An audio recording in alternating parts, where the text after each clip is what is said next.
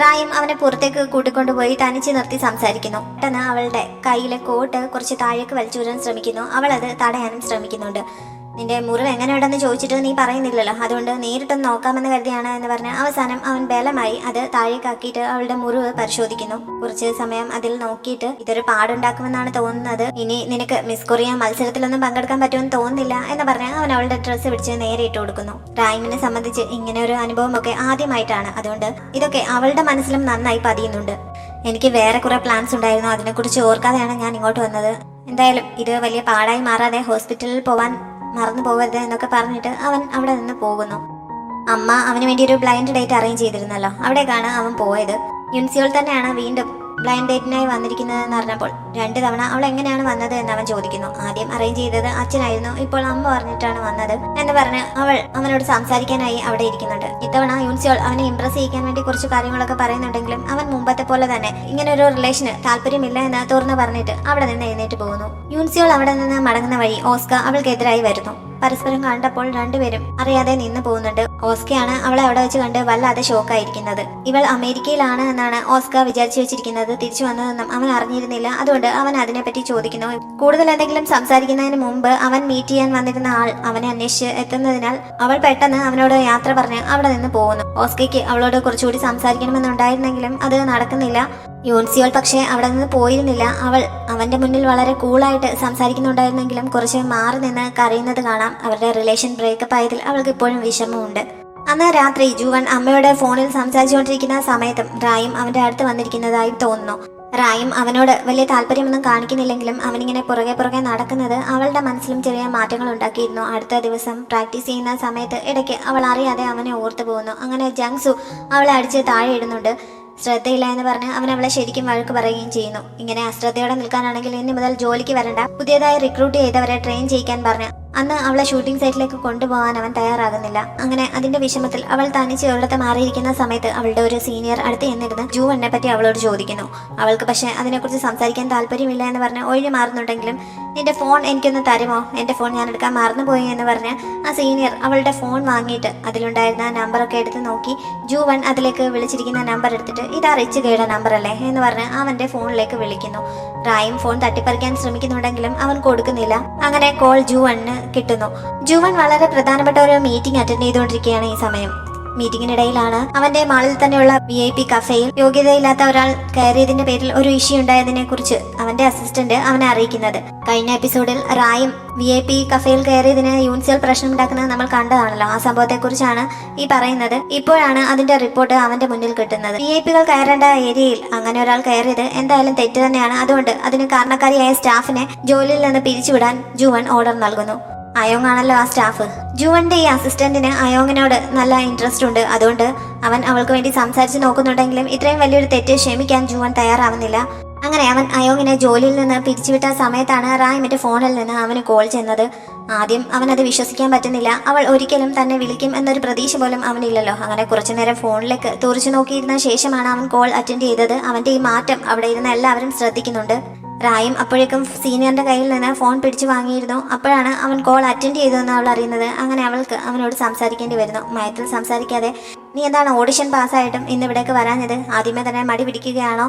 1/2 മണിക്കൂറിനുള്ളിൽ ഇവിടെ എത്തിയില്ലെങ്കിൽ നിനക്ക് നല്ല ശിക്ഷ തരും എന്ന് പറഞ്ഞിട്ട് റായും പെട്ടെന്ന് ഫോൺ കട്ട് ചെയ്യുന്നു.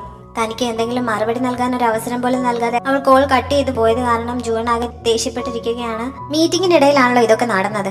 അവിടെ കൂടിയിരിക്കുന്നവർക്ക് എങ്ങനെ റിയാക്ട് ചെയ്യണമെന്നറിയാതെ അവന്റെ ഈ പെരുമാറ്റം കണ്ട് ആകെ കൺഫ്യൂഷൻ ആയിരിക്കുകയാണ്. എന്തായാലും അവർ ചർച്ച ചെയ്തുകൊണ്ടിരുന്ന വിഷയം കണ്ടിന്യൂ ചെയ്യുന്നു. അവരുടെ മാളിന്റെ 25ാമത്തെ വാർഷികത്തിന് ഗിഫ്റ്റ് ആയിട്ട് 3 രാത്രികളും 4 പകലും ഓസ്കയ്ക്കൊപ്പം ചെലവഴിക്കാനുള്ള ഒരു വെക്കേഷൻ പാക്കേജ് ആണ് നൽകാൻ ഉദ്ദേശിക്കുന്നത്. അതിനെക്കുറിച്ചാണ് അവിടെ പറഞ്ഞുകൊണ്ടിരിക്കുന്നത്.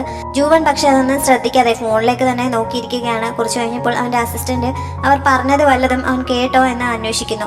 അതൊന്നും ശ്രദ്ധിച്ചില്ലെങ്കിലും മാനേജർ പാർക്ക് അവിടെ ഉള്ളത് കാരണം അവനത് പറയാൻ പറ്റില്ല. അതുകൊണ്ട് അവർ പറഞ്ഞ പ്ലാൻ തന്നെ മുന്നോട്ട് കൊണ്ടുപോകാൻ അവൻ പെർമിഷൻ നൽകുന്നു. ആദ്യമായിട്ടാണ് അവൻ ഇങ്ങനെ എന്തെങ്കിലും റിജക്ട് ചെയ്യാതെ ആദ്യത്തെ തവണ പെർമിഷൻ നൽകുന്നത്. അതുകൊണ്ട് സ്റ്റാഫിനെല്ലാം നല്ല സന്തോഷമാവുന്നുണ്ട്.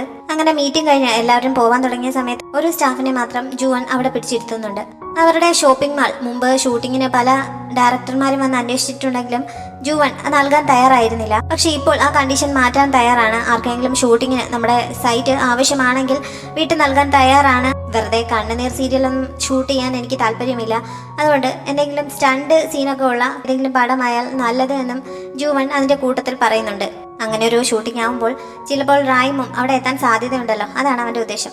അങ്ങനെ മീറ്റിംഗ് ഒക്കെ കഴിഞ്ഞിട്ട് അവൻ റായിമിനെ കാണാനായി അവളുടെ സ്റ്റണ്ട് സ്കൂളിലേക്ക് പോകുന്നു. അവൻ അവിടെ ചെന്ന സമയത്ത് അവർ എല്ലാവരും കൂടി ഒരു വണ്ടിയിൽ കയറി എങ്ങോട്ട് പോകുന്നത് കണ്ട് അവനും അവരെ ഫോളോ ചെയ്യുന്നു. പുതിയതായി റിക്രൂട്ട് ചെയ്തിരിക്കുന്ന ആളുകളുടെ ചാർജ് ആണല്ലോ ഇപ്പോൾ റായിമിന്. അവരെയും കൊണ്ട് മുമ്പ് അവിടെ ഉണ്ടായിരുന്ന ഒരു സീനിയറിന്റെ മെമ്മോറിയൽ സ്ഥലത്തേക്കായിരുന്നു അവൾ പോയത്.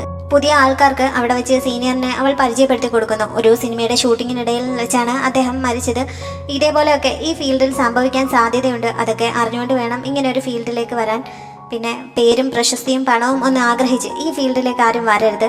അതൊന്നും നമുക്ക് കിട്ടാൻ സാധ്യതയില്ല. മറ്റുള്ളവർ നമ്മളെ സ്റ്റണ്ട് ഡ്യൂപ്പായിട്ടൊക്കെയാണ് കാണുന്നതെങ്കിലും നമ്മളും ആക്ടേഴ്സാണ്, അക്കാര്യം മറക്കരുത് എന്നൊക്കെ അവൾ അവർക്ക് പറഞ്ഞു കൊടുക്കുന്നു. ഈ സമയത്തൊക്കെ ജൂവൺ കുറച്ച് മുകളിൽ നിന്ന് ഇതെല്ലാം കേൾക്കുന്നുണ്ട്. അവളുടെ ഈ വാക്കുകളൊക്കെ അവനെ അവളോടുള്ള ആരാധന ഒന്നുകൂടി കൂട്ടുന്നു. അവിടുത്തെ പരിചയപ്പെടുത്തലൊക്കെ കഴിഞ്ഞ ശേഷം അവൾ പുതിയ സ്റ്റുഡൻസിനെയും കൊണ്ട് ഒരു ഗെയിം കളിക്കാനാണ് പോയത്. അവർ കളിച്ചുകൊണ്ട് നിൽക്കുന്ന സമയത്ത് ജൂവണ്ണും അവിടേക്ക് ചെല്ലുന്നു. അവനെ കണ്ടപ്പോൾ എല്ലാവരും കളി തൽക്കാലത്തേക്ക് നിർത്തുന്നുണ്ട്. റായിമിനും ഇവൻ എന്തിനാണ് ഇവിടെ വന്നത് എന്ന മട്ടിലാണ് നിൽക്കുന്നത്. അവനെ അവോയ്ഡ് ചെയ്തുകൊണ്ട് കളി തുടരാനായിട്ട് ബോൾ അടുത്തേക്ക് എറിഞ്ഞു തരാൻ അവൾ പറയുന്നു. പക്ഷെ അത് തട്ടി എറിയാൻ ജൂവണിന് പറ്റുന്നില്ല. അങ്ങനെ എല്ലാവരുടെയും മുന്നിൽ അവനാകെ നാണം കെടുന്നുണ്ട്. അവൾ അവനെ കളിയാക്കി ചിരിച്ചുകൊണ്ട് തിരിഞ്ഞു നടന്ന സമയത്ത് അവൻ ബോൾ എടുത്ത് അങ്ങോട്ടേക്ക് എറിയുന്നു. അത് കറക്റ്റ് അവളുടെ തലയിൽ തന്നെ ചെന്ന് കൊള്ളുന്നു. ആകെ കലികേറിയ റായും ബോളും എടുത്ത് അവന്റെ അടുത്തേക്ക് എന്നിട്ട് തന്നോട് മത്സരിച്ച് കളിക്കാൻ വെല്ലുവിളിക്കുന്നു. ജൂവൺ ഒഴിഞ്ഞു മാറാൻ നോക്കുന്നുണ്ടെങ്കിലും അവൾ വിടുന്നില്ല. അവസാനം ബോൾ എടുത്ത് അവന്റെ ദേഹത്തേക്ക് എറിഞ്ഞ് അവൾ വാശിയോടെ പറഞ്ഞപ്പോൾ അവന് മത്സരിക്കേണ്ടി വരുന്നു. സത്യത്തിൽ അവന് കളിയൊന്നും അത്ര വശമുണ്ടായിരുന്നില്ല. അതുകൊണ്ട് അവൻ നന്നായി പാടുപെടുന്നുണ്ട്. അവളാണെങ്കിൽ അവനെ മനഃപൂർവ്വം നന്നായി ബുദ്ധിമുട്ടിക്കുകയും ചെയ്യുന്നു. കളിച്ചുകൊണ്ടിരിക്കുന്നതിനിടയിൽ പെട്ടെന്നൊരു ഫോൺ കോൾ വന്നപ്പോൾ അവൻ ഫോൺ അറ്റൻഡ് ചെയ്യാനായി മാറി നിൽക്കുന്നു. ഈ സമയത്ത് അവനെ ലക്ഷ്യമാക്കി എറിഞ്ഞ ബോൾ പുറകിൽ നിന്ന് ഒരാളുടെ മൂക്കിൽ തന്നെ ചെന്നുകൊണ്ട് മൂക്കിൽ നിന്ന് ബ്ലഡ് ഒക്കെ വരുന്നുണ്ട്. അങ്ങനെ തൽക്കാലം കളി മതിയാക്കിയിട്ട് എല്ലാവരും കൂടി ആക്ഷൻ സ്കൂളിലെത്തി ബാക്കി എക്സർസൈസുകൾ ചെയ്യാൻ തുടങ്ങുന്നു. 100 തവണ വീതം എന്തൊക്കെയോ ചെയ്യാൻ നിർദ്ദേശിച്ചിട്ട് റായും അകത്തേക്ക് കയറി പോകുന്നുണ്ട്. ജൂവണ് ഇതൊന്നും ചെയ്യാൻ വയ്യ. അവൻ അവളോട് കുറിച്ച് സംസാരിക്കാൻ വേണ്ടിയാണ് അവിടെ വന്നിരിക്കുന്നത്. അതുകൊണ്ട് അവരെ അവിടുന്ന് പറഞ്ഞയക്കാനായി അവൻ തന്റെ കാർഡ് കൊടുത്തിട്ട് ഇഷ്ടമുള്ളത്ര പോയി കുടിച്ചോളാൻ പറഞ്ഞ് എല്ലാവരെയും അവിടുന്ന് പറഞ്ഞു വിടുന്നു. റായും മുകളിൽ പോയി ഒന്ന് ഫ്രഷ് ആയിട്ട് താഴേക്ക് ഇറങ്ങി വന്നപ്പോൾ അവൻ സ്റ്റെയറിന്റെ അടുത്ത് നിൽപ്പുണ്ട്. നിന്നെ പ്രത്യേകം വാച്ച് ചെയ്യണമെന്ന് ഞാൻ ബാക്കിയുള്ളവരോട് പറഞ്ഞതല്ലേ, എന്നിട്ട് അവര് നിന്നെ ഇങ്ങനെ വിട്ടേക്കുവാണോ എന്ന് ചോദിച്ചിട്ട് അവൾ താഴേക്ക് ഇറങ്ങാൻ തുടങ്ങിയപ്പോൾ അവൻ വഴി തടയുന്നു. അവൾ തലമുടിയൊക്കെ കഴുകിയിട്ടായിരുന്നു വന്നത്. നീ ഇങ്ങനെ മുടിയൊക്കെ കഴുകിയിട്ട് വന്നത് എന്നെ വശീകരിക്കാൻ വേണ്ടിയിട്ടാണോ എന്ന് ചോദിച്ച് അവൻ അവളെ ദേഷ്യം പിടിപ്പിച്ചുകൊണ്ടിരിക്കുകയാണ്. അവസാനം അവൾ അവന്റെ കാലിനിട്ടൊരു തൊഴി കൊടുത്തിട്ട് താഴേക്ക് ഇറങ്ങി പോകുന്നു. പക്ഷേ ഹാളിൽ ചെന്നപ്പോൾ അവിടെ ആരും ഉണ്ടായിരുന്നില്ല. എല്ലാവരെയും അവൻ പറഞ്ഞയച്ചു എന്നറിഞ്ഞു കഴിഞ്ഞപ്പോൾ അവൾ പിന്നെയും അവനോട് ദേഷ്യപ്പെടാൻ തുടങ്ങുന്നു. ഞാനാകെ വല്ലാത്തൊരവസ്ഥയിലാണ്. ഇതിന്റെ കാരണക്കാരി നീയാണ്. അതുകൊണ്ട് നിന്നിൽ നിന്ന് തന്നെ എനിക്ക് ഈ പ്രശ്നം പരിഹരിച്ചേ പറ്റൂ. നീ എന്റെ 2 ചോദ്യങ്ങൾക്ക് മറുപടി നൽകിയാൽ മതി എന്ന് പറഞ്ഞ് ഇവിടെയോ മറ്റേതെങ്കിലും സ്ഥലത്തോ അല്ലെങ്കിൽ വിദേശത്തോ ഏതെങ്കിലും കോളേജിൽ നീ പോയിട്ടുണ്ടോ എന്നവൻ ചോദിക്കുന്നു. അത് കേട്ടപ്പോൾ തന്നെ അവൾക്ക് ദേഷ്യം വരുന്നുണ്ട്. എന്തായാലും 2ാമത്തെ ചോദ്യം കൂടി കേൾക്കാനുള്ള ക്ഷമ അവൾ കാണിക്കുന്നു. നിന്റെ കുടുംബത്തിൽ എനിക്കറിയാവുന്ന ഏതെങ്കിലും മുതിർന്ന ആൾക്കാരുണ്ടോ? അതായത് ബിസിനസ്സിൽ നല്ല നിലയിൽ നിൽക്കുന്നവരോ വല്ല ഷോപ്പിംഗ് മാളിന്റെ ഉടമകളോ അല്ലെങ്കിൽ ഏതെങ്കിലും കമ്പനിയുടെ ഉടമകളോ എന്നൊക്കെ അവൻ ചോദിക്കുന്നു. അതും കൂടി കേട്ടപ്പോൾ അവളുടെ ക്ഷമ പൂർണ്ണമായി നശിക്കുന്നു. നിനക്ക് ഹെൽത്ത് ഇൻഷുറൻസ് ഒക്കെ കാണുമല്ലോ എന്ന് ചോദിച്ചുകൊണ്ട് അവൾ അവനെ പൊക്കിയെടുത്ത് നിലത്തേക്ക് എറിയുന്നു. വേദന കൊണ്ട് പുളയുന്നുണ്ടെങ്കിലും ഒരു വിധത്തിൽ അവൻ അവിടുന്ന് പൊങ്ങി എഴുന്നേൽക്കുന്നു. അപ്പോൾ അവൾ വീണ്ടും അതേപോലെ തന്നെ ചെയ്യുന്നുണ്ട്. അപ്പോഴും അവൻ ഒരു വിധത്തിൽ പിടഞ്ഞ് എഴുന്നേൽക്കുന്നു. അവൾ വീണ്ടും അവനെ അതേപോലെ തൂക്കിയെടുത്ത് അടിക്കാൻ തുടങ്ങിയപ്പോൾ അവൻ പെട്ടെന്ന് തിരിഞ്ഞ് അവളെ പിടിച്ച് നിലത്തേക്ക് കിടത്തിയിട്ട് അവളുടെ മുകളിൽ കയറിയിരിക്കുന്നു. നിന്നോട് ഞാൻ കൂടുതലൊന്നും ചോദിച്ചില്ലല്ലോ. നിന്റെ പേരൻസിന്റെ പേരല്ലേ ചോദിച്ചുള്ളൂ. അത് പറയുന്നത് ഇത്ര വലിയ തെറ്റാണോ? എനിക്ക് നിന്നെ കീഴടക്കാൻ പറ്റത്തില്ലെന്ന് വിചാരിച്ചോ എന്നൊക്കെ അവൻ ചോദിച്ചുകൊണ്ടിരിക്കുകയാണ്. അവരെക്കുറിച്ച് അറിഞ്ഞിട്ട് നിനക്ക് എന്ത് വേണം എന്ന് ചോദിച്ച് അവൾ എതിർത്തുകൊണ്ടിരിക്കുന്നു. ഈ സമയത്ത് അയോങ് അവിടേക്ക് കയറി വരുന്നുണ്ട്. ഇപ്പോഴുള്ള അവരുടെ ഇരിപ്പ് കണ്ടാൽ ആരായാലും ഒന്ന് ഞെട്ടിപ്പോവും. അതേപോലെ അയോങ്ങും ഒന്ന് ഷോക്കാവുന്നു. അവളെ കണ്ട് റായും പെട്ടെന്ന് അവനെ തള്ളി മാറ്റിയിട്ട് ചാടി എഴുന്നേൽക്കുന്നു. നിങ്ങളുടെ അടുത്ത മൂവി റൊമാൻസ് മൂവി വല്ലതുമാണോ? അതിന്റെ പ്രാക്ടീസ് ആണോ അവിടെ നടക്കുന്നത് എന്ന് അയോങ് സംശയത്തോടെ ചോദിക്കുന്നുണ്ട്. അങ്ങനെയൊന്നുമല്ല എന്ന് റായും ചമ്മലോടെ പറയുന്നു. അയോങ് ആരെയോ ചീത്ത വിളിച്ചുകൊണ്ടായിരുന്നു അങ്ങോട്ടേക്ക് കയറി വന്നത്. അവൾ ആരെക്കുറിച്ചാണ് പറഞ്ഞത് എന്ന് റായും തിരിച്ചു ചോദിച്ചപ്പോഴാണ് അന്ന് കഫേയിൽ വന്ന് പ്രശ്നമുണ്ടാക്കിയ പെൺകുട്ടി അവൾക്കെതിരെ കംപ്ലൈന്റ് ചെയ്ത കാരണം അവളുടെ ജോലി പോയതിനെ കുറിച്ച് അയോങ് പറഞ്ഞത്. കൂട്ടത്തിൽ തന്റെ കമ്പനിയുടെ ബോസിനെ പറ്റാവുന്ന വിധത്തിൽ 2 കുറ്റവും പറയുന്നുണ്ട്. മുന്നിൽ നിൽക്കുന്നത് ബോസാണ് എന്നുള്ള കാര്യം അവൾക്കും അറിയില്ല. പലതവണ കണ്ടിട്ടുണ്ടെങ്കിലും ഈ ഒരു രീതിയിൽ അവനെ അവളിവിടെ തീരെ പ്രതീക്ഷിക്കുന്നില്ലല്ലോ. ജോലി പോയി എന്ന് പറഞ്ഞാൽ അവൾ കയ്യിലിരുന്ന യൂണിഫോം എല്ലാം കൂടി താഴെ ഇടുന്നു. അവളുടെ യൂണിഫോമും നെയിം ടാഗും ഒക്കെ കണ്ടപ്പോഴാണ് താൻ ഇന്ന് ഫയർ ചെയ്ത ജോലിക്കാരിയാണ് അത് എന്ന് ജുവന് മനസ്സിലാവുന്നത്. എന്താണ് സംഭവിച്ചതെന്ന് അന്വേഷിക്കാൻ പോലും ഞങ്ങളുടെ ബോസ് തയ്യാറായില്ല, എന്റെ ഭാഗം കേൾക്കാൻ പോലും തയ്യാറായില്ല. എന്തായാലും ഞാൻ ഇതിന് പ്രതികാരം ചെയ്യും എന്നൊക്കെ അയോങ് പറയുന്നു. ഞാൻ കാരണമാണല്ലോ ഈ പ്രശ്നമെല്ലാം ഉണ്ടായത്, അതുകൊണ്ട് ഞാൻ തന്നെ വന്ന് എക്സ്പ്ലെയിൻ ചെയ്യാമെന്ന് പറഞ്ഞ് റായും വേഗം ഡ്രസ്സ് ചേഞ്ച് ചെയ്യാനായി അകത്തേക്ക് പോകുന്നു. ഈ സമയത്ത് ജുവൻ അയോങ്ങുമായി സംസാരിക്കുന്നു. അവൾ കുറച്ചു മുമ്പ് ചീത്ത വിളിച്ച ബോസ് ആണ് താനെന്ന് അവൻ പറഞ്ഞപ്പോൾ അയോങ് അവനെ സൂക്ഷിച്ചു നോക്കുന്നു. അപ്പോഴാണ് ശരിക്കും തന്റെ ബോസ് തന്നെയാണ് അത് എന്ന് അവൾക്ക് മനസ്സിലാവുന്നത്. അവൾ ആകെ ഷോക്കാവുന്നു. അവൻ ഇട്ടിരിക്കുന്ന ആ ജാക്കറ്റ് വളരെ വിലപിടിപ്പുള്ളതാണ് എന്നും അവൾക്കറിയാമായിരുന്നു. അതും അവൾ പറയുന്നുണ്ട്. ഒരാളെങ്കിലും ആ ജാക്കറ്റ് വിലപിടിപ്പുള്ളതാണെന്ന് പറഞ്ഞല്ലോ, അതുകൊണ്ട് അവൻ കുറച്ച് ഹാപ്പി ആവുന്നുണ്ട്. മാത്രമല്ല ഇവളിപ്പോൾ റായിമിന്റെ ഫ്രണ്ടുമാണ് എന്ന് അറിഞ്ഞിരിക്കുന്നു. അതുകൊണ്ട് അവളോട് ക്ഷമിച്ച് അവളുടെ ജോലി തിരികെ നൽകാൻ അവൻ തയ്യാറാവുന്നു. റായിമിനോട് താൻ ആരാണ് എന്നുള്ള കാര്യം ഇപ്പോൾ പറയണ്ട എന്നും അവൻ പറയുന്നുണ്ട്. ഇങ്ങനൊരു ഹെൽപ്പ് ചെയ്തതിന് പകരമായി റായിമിനെയും കൂട്ടിക്കൊണ്ട് തനിക്കൊപ്പം ഫുഡ് കഴിക്കാൻ വരണം എന്നുകൂടി അവൻ പറയുന്നു. അവൾ അത് സമ്മതിക്കുന്നു. റായിം ഡ്രസ്സൊക്കെ ചേഞ്ച് ചെയ്ത് തിരികെ വന്നപ്പോഴേക്കും എനിക്ക് ജോലി തിരികെ കിട്ടിയിരിക്കുന്നു, ഇനിയിപ്പോൾ അതിന്റെ പുറകെ പോകണ്ട, പ്രശ്നമൊക്കെ സോൾവ് ആയി കഴിഞ്ഞു, നമുക്ക് ഒരുമിച്ച് പോയി ഡ്രിങ്ക്സ് കഴിക്കാമെന്ന് പറഞ്ഞ് അയോങ് അവളെ കൂട്ടിക്കൊണ്ടു പോകുന്നു. ജുവനും അവർക്കൊപ്പം ചെല്ലുന്നു. റായിമും അയോങ്ങും ഒക്കെ എപ്പോഴും പോവാറുള്ള ചെറിയൊരു റെസ്റ്റോറന്റിലേക്കാണ് അവർ പോയത്. പന്നിയുടെ തൊലിയൊക്കെ ഗ്രില്ല് ചെയ്ത് കഴിക്കുന്നതാണ് അവിടുത്തെ മെയിൻ ഡിഷ്. ജുവനാണെങ്കിൽ അത് കണ്ടിട്ട് കഴിക്കാൻ തോന്നുന്നില്ല, ഇതുവരെ അവൻ അത് കഴിച്ചിട്ടുമില്ല. പന്നിക്ക് അത്യാവശ്യം നല്ല ഇറച്ചിയുള്ള കൂട്ടത്തിലാണല്ലോ, പിന്നെ എന്തിനാണ് അതിന്റെ തൊലിയും കുടലും ഒക്കെ നിങ്ങൾ കഴിക്കുന്നത് എന്ന് അവൻ ഇഷ്ടക്കേടോടെ ചോദിക്കുന്നുണ്ട്. ഇത് ഇതുവരെ കഴിച്ചിട്ടില്ലേ, ഇന്ന് നല്ല ടേസ്റ്റ് ആണെന്ന് പറഞ്ഞ് അയോങ് അവനെ കഴിക്കാൻ നിർബന്ധിക്കുന്നുണ്ടെങ്കിലും അവനത് ടേസ്റ്റ് ചെയ്ത് നോക്കാൻ പോലും തയ്യാറാവുന്നില്ല. അങ്ങനെ ഫുഡൊക്കെ കഴിച്ച ശേഷം അവൻ അവരെ അവന്റെ വണ്ടിയിൽ അവർ താമസിക്കുന്നിടത്ത് കൊണ്ടുവന്ന് ഡ്രോപ്പ് ചെയ്യുന്നു. അവർ താമസിക്കുന്ന വീട് കണ്ടപ്പോൾ അവൻ ശരിക്കും ഷോക്ക് ആവുന്നുണ്ട്. ഒരു പഴയ ബിൽഡിങ്ങിന്റെ മുകളിലത്തെ ഒരു മുറിയിലാണ് അവർ താമസിക്കുന്നത്. വണ്ടിയിൽ നിന്ന് ഇറങ്ങിക്കഴിഞ്ഞപ്പോൾ നാളെയും എന്നെ കൊണ്ട് ഫോൺ വിളിപ്പിക്കാതെ നേരത്തെ തന്നെ സ്കൂളിലേക്ക് വന്നോണം എന്ന് അവന് വാണിംഗ് കൊടുത്തിട്ടാണ് റായും അകത്തേക്ക് പോയത്. അപ്പോഴും അവിടെ നിൽപ്പുണ്ടായിരുന്ന അയോങ്ങിനോട് നിങ്ങൾ ഇവിടെയാണോ താമസിക്കുന്നത് എന്ന് അവൻ ചോദിക്കുന്നു. കഴിഞ്ഞ 4 വർഷമായിട്ട് ഇവിടെയാണ് താമസിക്കുന്നത് എന്ന് അവൾ പറഞ്ഞപ്പോൾ എത്രയാണ് ഇതിന്റെ റെന്റ് എന്നൊക്കെ അവൻ ചോദിച്ചറിയുന്നു. 300 രൂപ വീതം ഞങ്ങൾ രണ്ടുപേരും കൂടി ഷെയർ ഇട്ടാണ് റെന്റ് നൽകുന്നത്, അതുകൊണ്ട് എന്റെ ജോലി നഷ്ടപ്പെടുത്തരുത്, ഇന്ന് ഞാൻ വല്ലാതെ പേടിച്ചു പോയി എന്നൊക്കെ പറഞ്ഞ് ജോലി തിരികെ നൽകിയതിന് അവന് താങ്ക്സ് ഒക്കെ പറഞ്ഞിട്ട് അവളും പോകുന്നു. കോടിക്കണക്കിന് രൂപയുടെ ആസ്തിയുള്ള താൻ ഇങ്ങനെ പൊട്ടിപ്പൊളിഞ്ഞ് വീഴാറായ ഒരു ബിൽഡിങ്ങിൽ വാടകയ്ക്ക് താമസിക്കുന്ന ഒരു പെൺകുട്ടിയെ ഇഷ്ടപ്പെടുന്നത് തനിക്ക് ഭ്രാന്തായിട്ട് തന്നെയാണ് എന്ന് പറഞ്ഞ് സ്വയം കുറ്റപ്പെടുത്തിക്കൊണ്ടാണ് ജുവൻ അവിടെ നിന്ന് തിരികെ പോയത്. തിരികെ ചെന്ന ഉടൻ അവൻ ഓസ്കയുടെ അടുത്ത് ചെന്ന് ഉറങ്ങിക്കിടക്കുകയായിരുന്ന അവനെ വിളിച്ചുണർത്തിയിട്ട് നീ റെന്റിന് താമസിക്കുന്ന ആരെങ്കിലും മുമ്പ് ഡേറ്റ് ചെയ്തിട്ടുണ്ടോ എന്ന് അന്വേഷിക്കുന്നു. ഈ പാതിരാത്രിക്ക് ഇത് ചോദിക്കാനാണ് എന്നെ വിളിച്ചുണർത്തിയെന്ന് ചോദിച്ച് ദേഷ്യപ്പെട്ടാണ് ഓസ്കർ മറുപടി നൽകിയത്. എന്നാലും ജുവന്റെ നിർബന്ധം കാരണം റെന്റിൽ താമസിക്കുന്ന 1-2 പേരെയൊക്കെ ഞാൻ ഡേറ്റ് ചെയ്തിട്ടുണ്ട് എന്ന് അവൻ പറയുന്നു. എത്ര രൂപ റെന്റാണ് എന്ന് അന്വേഷിച്ചപ്പോൾ മാസം 30,000-വും 40,000 രൂപയൊക്കെ റെന്റ് കൊടുത്ത് താമസിക്കുന്ന ആൾക്കാരുടെ കാര്യങ്ങളാണ് ഓസ്കർ പറഞ്ഞത്. 300 രൂപ റെന്റിന് താമസിക്കുന്ന ആരെയും അവനും പരിചയമില്ല. ഇവൻ ഈ രാത്രിയിൽ വന്ന് ഇതൊക്കെ എന്തിനാണ് അന്വേഷിക്കുന്നതെന്ന് ഓസ്കയ്ക്ക് മനസ്സിലാവുന്നില്ല. അവനോട് കൂടുതൽ സംസാരിച്ചിട്ട് കാര്യമില്ലെന്ന് തോന്നുന്നതിനാൽ ജുവൻ തിരികെ പോകുന്നു. ചേരൻ തന്നെ റിക്വസ്റ്റ് ചെയ്തതനുസരിച്ച് അവളുടെ ഡ്യൂപ്പായിട്ട് വീണ്ടും റായിമിനെ ആ സിനിമയിലേക്ക് വിളിക്കുന്നുണ്ട്. അന്ന് ഷൂട്ടിംഗ് നടക്കുന്നത് ജുവന്റെ ഷോപ്പിംഗ് മാളിലാണ്. അതുകൊണ്ട് മനഃപൂർവ്വമാണ് ചേരൻ അവളെ അവിടേക്ക് വിളിപ്പിച്ചിരിക്കുന്നത്. മുമ്പ് ജുവൻ അവളുടെ കയ്യിൽ നിന്ന് റായിമിന്റെ നമ്പറൊക്കെ വാങ്ങിയതല്ലേ, അതുകൊണ്ട് അവർ തമ്മിൽ എന്തെങ്കിലും റിലേഷൻ ഉണ്ടോ എന്ന് അറിയാൻ കൂടി വേണ്ടിയിട്ടാണ് ചേരൻ ഇങ്ങനെ ഒരു സാഹചര്യം ഉണ്ടാക്കിയത്. റായിമിനെ തനിച്ച് കണ്ടപ്പോൾ ജുവനെ പരിചയമുണ്ടോ, എങ്ങനെയാണ് പരിചയം എന്ന് ചേരൻ അന്വേഷിക്കുന്നു. റായിമിന് അങ്ങനെ ഒരു പേര് പോലും അറിയില്ല, അത് ആരാണ് എന്ന് അവൾ ചോദിക്കുന്നുണ്ട്. അവൾ ഇങ്ങനെ പറഞ്ഞത് കാരണം അവർ തമ്മിൽ പരിചയമൊന്നുമില്ല എന്ന് ചേരൻ ഉറപ്പിക്കുന്നു.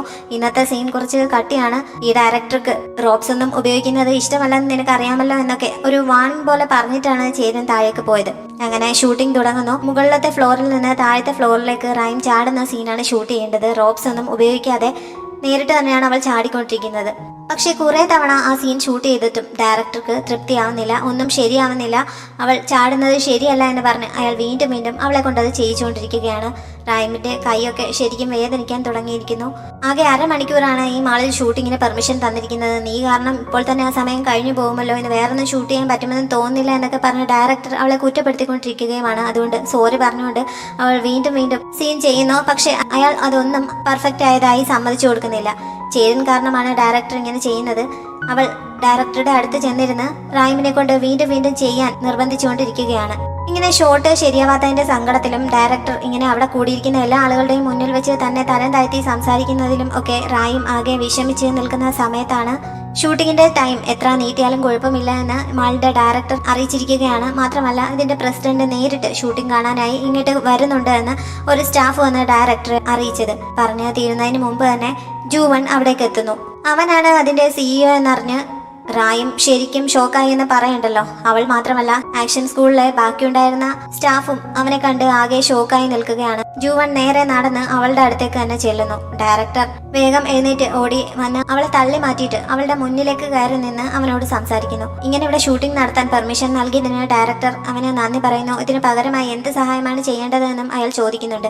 എനിക്ക് ഒരു കാര്യം മാത്രം ചെയ്തു തന്നാൽ മതി എന്ന് പറഞ്ഞ് ജൂവൺ അവിടെ നിൽപ്പുണ്ടായിരുന്ന റായിമിനെ അടുത്തേക്ക് പിടിച്ചു നിർത്തിയിട്ട്, ഞാൻ ഇവളുടെ വലിയൊരു ഫാനാണ്. നിങ്ങൾ ഇവളെ കളിയാക്കുന്നത് ഞാൻ കണ്ടിരുന്നു.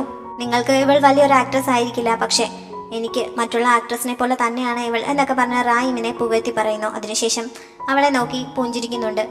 റായിം ആകെ ഷോക്കായി അവനെ നോക്കി നിൽക്കുന്നിടത്ത് ഈ എപ്പിസോഡ് അവസാനിക്കുന്നു. വീഡിയോ നിങ്ങൾക്ക് ഇഷ്ടപ്പെട്ട് കാണും എന്ന് പ്രതീക്ഷിക്കുന്നു. ഡ്രാമയെക്കുറിച്ചുള്ള അഭിപ്രായങ്ങൾ കമന്റുകളിലൂടെ അറിയിക്കാൻ ശ്രമിക്കണം. ഇഷ്ടപ്പെട്ടാൽ ലൈക്ക് ചെയ്യാനും ഷെയർ ചെയ്യാനും നമ്മുടെ ചാനൽ സബ്സ്ക്രൈബ് ചെയ്യാനും മറക്കരുത്. Thanks for watching.